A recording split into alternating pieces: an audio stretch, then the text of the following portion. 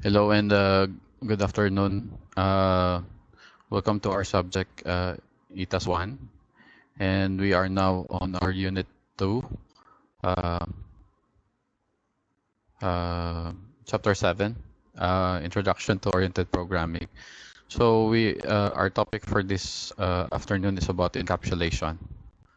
So before we go to our main topic, let's discuss about the objectives. Number 1, we're going to explain object-oriented programming. Number 2, we're going to explain the concepts of classes, objects, properties, methods, and events. And number 3, we're going to identify values and references plus encapsulation. So encapsulation is defined as the wrapping up of data under a single unit, and it is the mechanism that binds together code and the data it manipulates. So in a different way, we consider encapsulation that is a relative or a protective shield that prevents the data from being accessed by the code outside its shield. So technically speaking, encapsulation, the variables of data of the class are hidden from any other class and can be accessed only through any number or member function of own class in which they are declared. So when we speak about encapsulation, the data in a class is hidden from other classes. So it is also known as data hiding. And encapsulation can be achieved by declaring all the variables in the class as private using C# properties in the class to set and get the values of variables. So object-oriented programming, encapsulation refers to bundling to some of the object's components, and that it is used to hide the values or state of structured data object inside a class, preventing unauthorized parties direct access to them. So publicly accessible methods are generally provided in the class. They are called getters and setters, and to access the value in our client's classes call these methods to retrieve and modify the values within the object. So this mechanism is not unique to object-oriented programming, but the implementation of abstract data types, example are the modules, offer a similar form of encapsulation. And similarly, has been explained by programming languages theories in terms of existential types. For your activity 17 for A, this is the first part of the encapsulation that we have. So based on the syntax, we have user class user, and the body of the program for private string location, get and set values, public string name, and get set values again. So more or less, it is found also in your coding 117. Now we are going to tap on the online IDE. So you're going to type online IDE. And we are going to still use CodeChef. So we're about to copy this, and take note that we have 3 copied files. So first of all, the first set of files that we're going to get the copy is this one.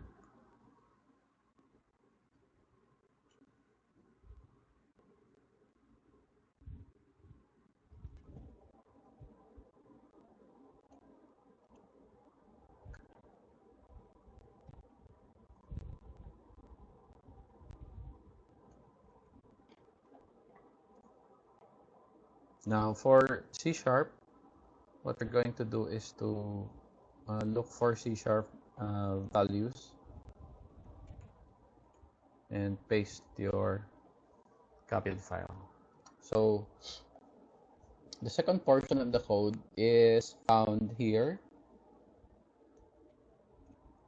Let's copy this one and paste it here. And the last one will be here.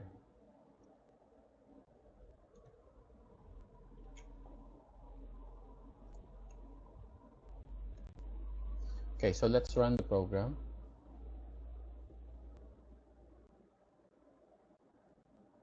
Okay, so the output is this one. So we have source the shari, location Hyderabad, and you're going to press enter key to exit.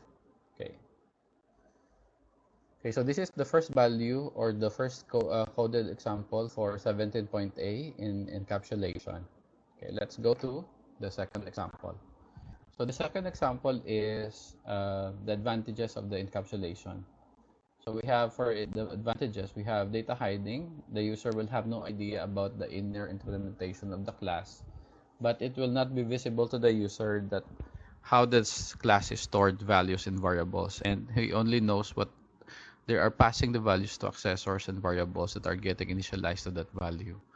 So as you see in our first example, it's quite allotment for data hiding.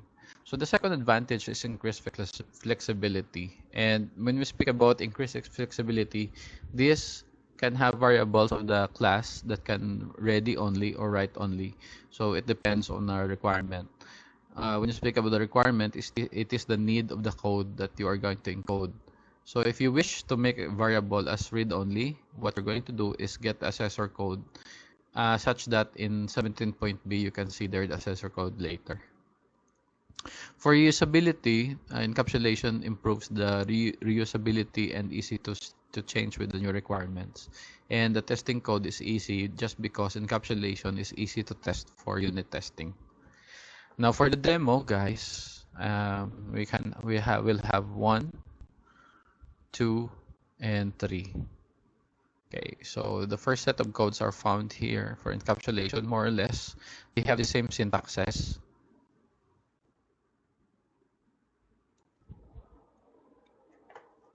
Then we're going to test run it using the first value that we will having. So this is the second value already.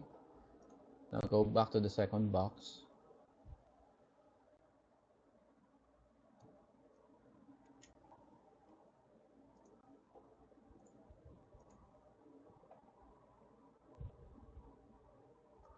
And of course, the third box.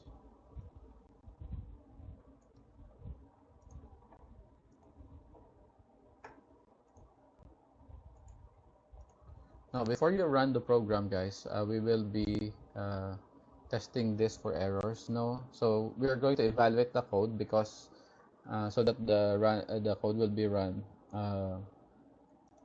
There might be some changes or for this one, like this one, and we are going to make corrections with this one. Call sets. Assessor of property name, then and pass a Akita value of the standard field value. Okay, so I think that is all the corrections. Let's run the program. Okay, so as you can see, this will be your output for 17.3. Okay. Okay, so I hope that you learned something in our class for this afternoon, and for your added information, for the synopsis, you just read your module. Then for some hyperlinks, and this is the tutorial for C# basics. And for the further study, you can these are the authors. Okay, so I think that is all for this afternoon, and thank you guys for attending our 10th session. So for your attendance, don't forget to put present in YouTube for your that is for your attendance. Okay, so thank you very much, guys, and good afternoon.